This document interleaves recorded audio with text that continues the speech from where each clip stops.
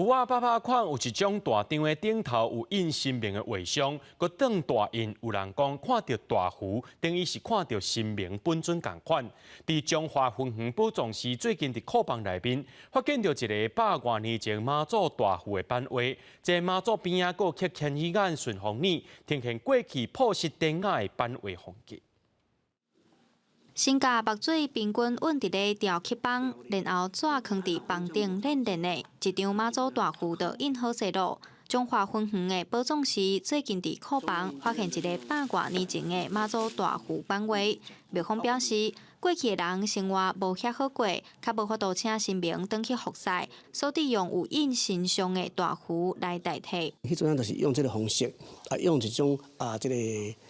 雕刻板用起了，大家会使去印一张这个妈祖的图像图样，这个妈祖的图样印起来，就像咧服侍妈祖同款，摕倒去厝的咱人来听头，等于讲咱是妈祖的分身分灵。庙方讲，妈祖大符正中央有宝藏寺3字，佮有千里眼加顺风耳，呈现古典淳朴的雕刻风格。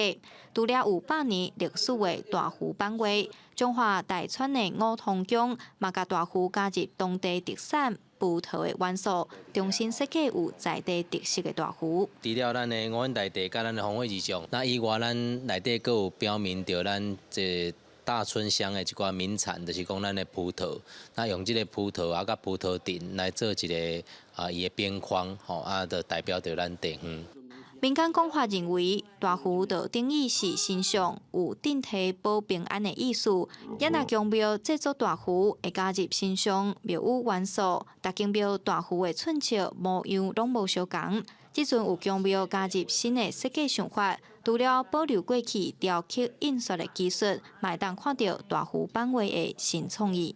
记者杨淑晴，中华报道。